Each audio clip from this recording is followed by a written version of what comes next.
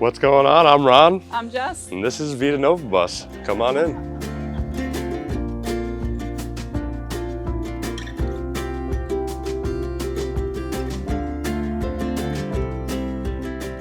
Welcome inside our bus. This is our kitchen area, and this is the cat section. I'm going to start with the cat section because I think it's really cute and it came out really awesome.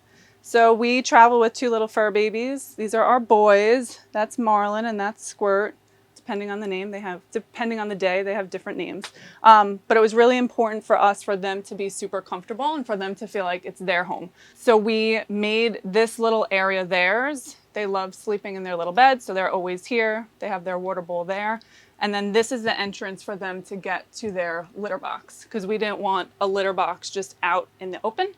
So we just have the child safety locks and you open it on up. And then that's where their litter box is. And then this we originally made on a hinge system because we were gonna hoist it up and then have the cats lay on there. But we never got around to it and I think we changed our mind on it. So it never worked out, but this is like my little decoration area. So depending on the season, depending on the holiday, I'm always decorating it differently and it makes me super happy. So that's what I do. Okay, past that, this is our kitchen space. It was really important for us to have a really open concept because we didn't want it to feel super cluttered in here. And it was important for us to have all the amenities that a normal kitchen in a home have.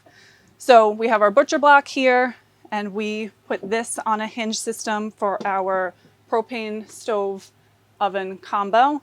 And then in the back of it, we have storage. We have a one burner back there. We have like bigger pots that take up too much room that don't really go anywhere else. And we kind of have all the storage sitting back there. And then as we move down, Ron built all these cabinets himself. And originally that scared the crap out of me because I was like, it's going to drive you nuts because you're going to want them to be perfect. But he did a fantastic job because they're actually bigger than stock kitchen cabinets. So we were able to fit a whole bunch more in there. And then on the doors, we just used pallet wood and they came out really cute. And this was actually his like prototype. And he's like, so I put these together. What do you think? And I'm like, I absolutely love it. I think it looks fantastic. So I'm really happy with how these came out. And we have so much room in here. And we truly probably have more things than we actually need.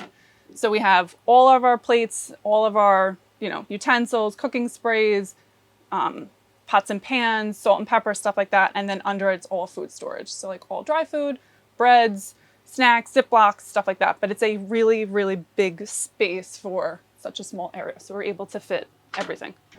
I was obsessed with this faucet when we originally were thinking about what type of faucets to use for the kitchen. And it has like the double, you could either do it that way or you could do it this way. And you can move it around, which is super cool. So I love my faucet, and the sink is really big too for what we need. So that works out really well. So across the hall, we have our refrigerator here, and it's actually a pretty big size refrigerator for such a small space.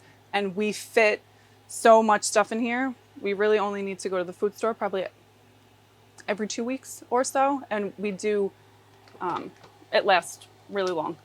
And the refrigerator itself is only 60 watts. So it works really well for our solar system too. Right here, we have our pantry and we have a his and a hers and then a joint storage cabinet. It works out really well for things that don't really have a home. It's like your junk drawer kind of over here. And then under here, we have more cans, more dry goods for dinner and everything else. And it's just a perfect space for storage. And it was also kind of a blank space that we didn't know what to do with it. And then once everything was done, this is one of the last projects we did. Ron was like, oh my God, we could just put a pantry right here. It would look good. And it does. It looks fantastic and it's super convenient.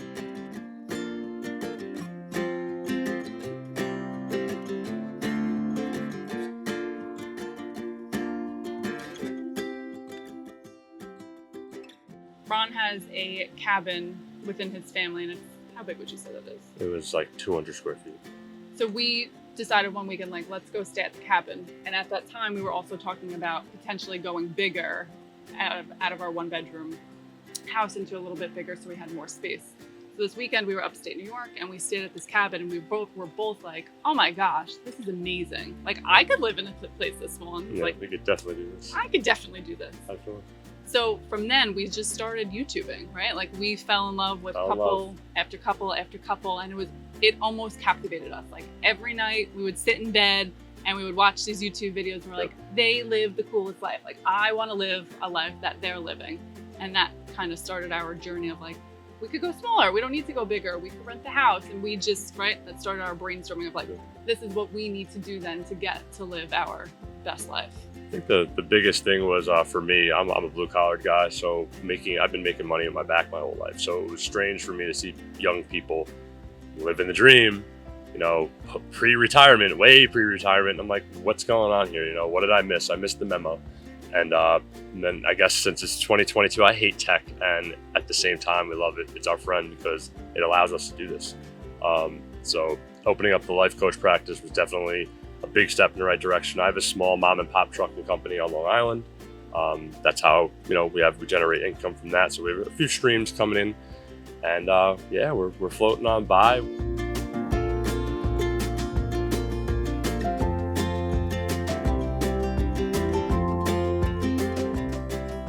So this is our lounge area. This is also the area where I work. So we are life coaches. We own Unleash Potential Life Coaching, which is our business. So I do need a private space that I'm able to work and see clients. And with the half wall here and the chair here, it actually gives me like a perfect little nook where Ron could still continue to do what he needs to do for the day without me being in his way, which is really great. And on the walls down here and on the walls up here, it's all pallet wood. And this is probably my favorite area of the bus just because it's so cozy and it's just so welcoming, and it still gives us our whole open concept space, which is something that was really important to us. So we typically will put Reflexics in the back window, and then I have blackout curtains here. These windows are massive, and I love that about the bus, but they also let in so much heat and let go of so much cold. So we wanted to kind of do like a two system. So I have little stickies here, so each separate window have its own Reflectix, and then one big one here, and then you throw the curtain down, and it does a really good job of keeping out the heat and the cold. This is like my little project here. We have the lights in the back, and they're just kind of like taped up, and then this I feel like just holds it all together, and I like the feeling of it. It does give me like a really like earthy and comfortable vibe here. And then the same thing with this. This is my little decoration masterpiece that I'm always changing the decorations of, just because I think it's, when you walk in the bus, like this is kind of the first thing that people notice, just because it's so different and cozy. So we use a Simply Safe alarm system. It's really great. There is a monthly fee to it, but it's super affordable. But we're able to alarm the bus when we're not in it. And every door and every window also has an alarm attached to it. So it makes a little sound to let us know that someone opened the door or a window was opened.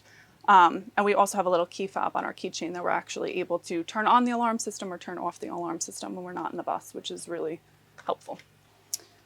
So if we had to do anything different in this area, we probably would have thought differently about the wood we chose. As pretty as it looks and as how much I love it, it is really heavy in weight. So we would have probably chose something else or made them halves so it wasn't so heavy with weight.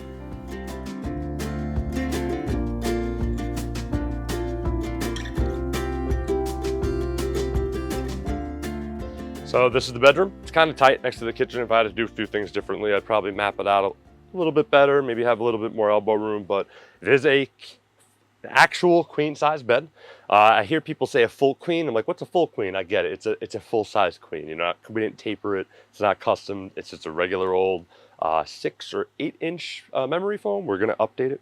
But yeah, so the bedroom was super, super hot at one point because we didn't have insulation on behind this, and it would just bake. So what I did was I blew out the back window. I cut out a piece of plywood. We got a $150 5,000 BTU air conditioner that you get at any big box store. So that keeps us cool. That actually does run off of our solar now. Our solar is under here. So yeah, let's get to underneath. So this mess right here, it's our organized chaos. Yeah, and here is storage to the floor. From here up his, here up hers. So we got the his and hers closets. That's all my clothes, all her clothes. As you see, some have manage their way into the middle. Under here, she has just started playing guitar. I've been playing guitar for a while. We have 2 acoustic guitars, an electric guitar. We have an amp. I do have some pedals under here, and I have a full drum kit and a microphone with pretty much the basic recording stuff. So we can record a full-blown song in here, no problem. So that's that. We have our tool bag, drills, all that good stuff that we need. Our motorcycle helmets, which are, you know, gigantic in a small area. Those get swallowed in under here. Our shower bags for Planet Fitness, everything that we need all goes in there. Underneath her closet is 100 gallons of fresh water. It has an accumulator. We have I believe a SureFlow pump. I haven't had an issue with any of it. We did it almost a year ago, and it is all working fabulously. Under here is the guts for our solar system. We have 800 watts of solar on the roof. We have 500 amp hours of battle-borne batteries, the lithium ions, which was a jump. We couldn't not afford it at first. When we first did the build, it's a lot of money, and we were amateurs, and I went AGM. We had a 500-pound battery bank, and now we have way less than that, about half of that. We have a petrol Wabasso. It sips right off the gas tank, uses very minimal electricity for the fan. It's a 12-volt fan to it, and it sips about a gallon in a 24-hour period. So it's very, very efficient. This is the vent for it right here. The Wabasso is great. I swear by it. You click a button and you set it. Like I've said, we've been all the way up in Maine in the middle of the winter, and it works just fine for us. I wouldn't go any other way. I love the wood stoves and all, but you hit a button and you're warm all winter. So these, I built this myself. It's not come this way. I just kind of ordered it all off Amazon. And basically I built it out. I built the frame out. I got the gas struts. They are rated for probably like 50 pounds more than what the bed actually weighs, like, you know, wet with everything on it. This was just a straight Amazon build. The rest was wood, and the rest I just built out of 2x3s. That's it. Kind of just goes right down, comes right back up, and that's everything we can ever need. I'd have to say my favorite part of the bedroom is when her and I are laying down at night. We're doing like our pillow talk, you know, and we get to open this up. You get the stars. You get the night air comes right in over your head. You can open up these back windows during the day. We don't open that up because the motorcycle's right behind it. But we can open that up and sit here and open everything up. And it's like when we're at the Instagram perfect times, though, it really comes in handy having all these windows. It makes me not regret covering them. So yeah, that's probably my favorite part, that it's just opened up. You can open this, you open that, you can open that, and we just chill. It's like you're outside.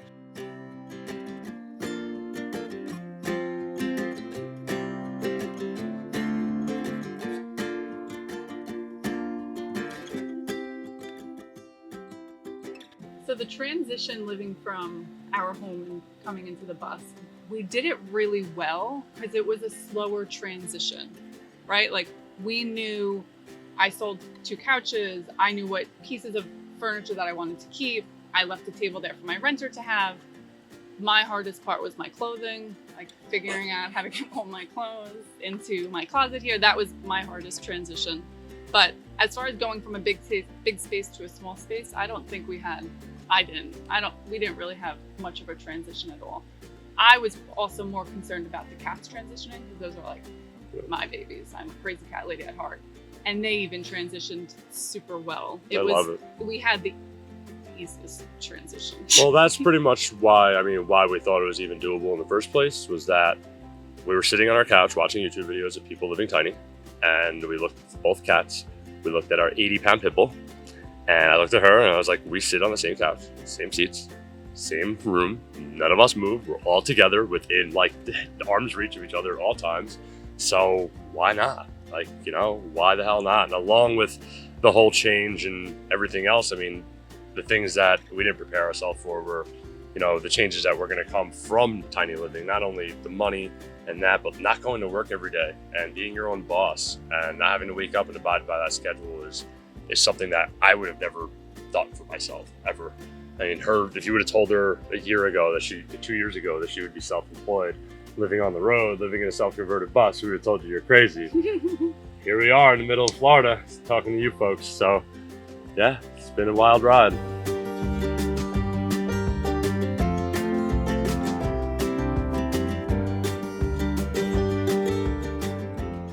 On the back side of the bus, we do have our motorcycle hitch. It is rated for 1,000 pounds. I've had guys with Harleys coming up to me like, "Where'd you get that thing, man?" I'm like, I don't know if I'd trust that, but it's not that janky. We fixed it up a little bit. I tuned it up. We did a little bit of welding, added some metal to it, beefed it up. And yeah, it holds my DR650. We have a 2001 DR650, which I tell people it's a large dirt bike. It's a small motorcycle. It's still a 500-pound dirt bike, so it does, it's right on the back right there. It does definitely affect our bounce when we're driving down the road. On top of that, we have our generator inverters, 2,000 watts. We got it just so it can really top off our solar. We have cloudy days, or right now we're running our air conditioner off of it. It's fantastic. It works great. It's way overkill for what we need. So on the roof, I said we have 800 watts of solar. We also have two 12-foot paddle boards, which are awesome. We love them. We've only used them a couple times, but when we use them, it's great having them. I love that they're not inflatable. But right here, we have an old school, they call it vintage now, Sears cargo container. I've actually witnessed one getting ripped off by a family of bears off of my mother's car when I was younger, and they always just had it in my brain. So when I seen it, I was like, mine, I'm getting it. So slapped it on there. And it fits everything. Just up there is everything that you will see outside. It's our little barbecue. We have a tarp that we use as an awning. Our outdoor chairs, we have beach chairs. So that's all up there, and it makes it possible for us to have this open layout here.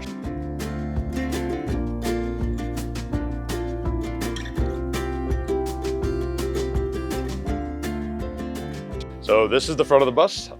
This all at one point was a gigantic air conditioning unit, which you'll see outside, I'll explain, was interfering with our solar array. So we knocked all that down. We've added some more solar that was suitable for our batteries. My friend, Brett the Builder over at Schooley Homestead in Jessup, Georgia, you ever need any help, check him out. He framed this out. He didn't have time because he's Brett the Builder. So I finished it off. I sheathed it. We finished this up. As you can see, it's kind of, we're in an earthquake all the time, you know what I mean? Up here is full shoe storage. We have boots. She has her full ski set up there, ski poles, ski boots. It just swallows it up in there. It's just so much space. It just tucks in. So I wasn't going to show this area. This is our bathroom area, I guess the gully. Everyone wants to see where people poop, so we'll check it out. I built this because I couldn't justify spending $1,000 to poop in a bucket. It's essentially the same thing. We did have some problems in the winter with the outside freezing, which we'll get to when we go outside.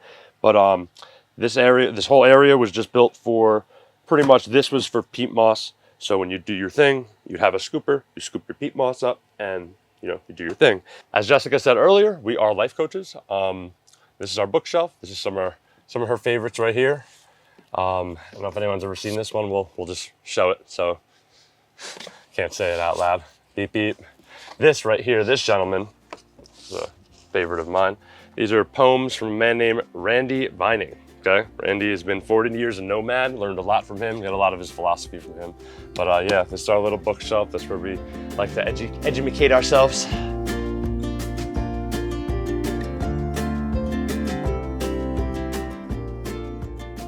I always say after living like this, I don't know if I could ever go back to living a stationary life. Because when I think back to it, I'm like, it was so boring, right? Like there was no, this lifestyle is just like ongoing changes, and you have to be flexible, and you test yourself, you test your relationship. There's a lot of things that get pushed to the line. But I don't think I'll go back to living in one spot. So we own Unleash Potential Life Coaching. It is a life coaching practice, obviously.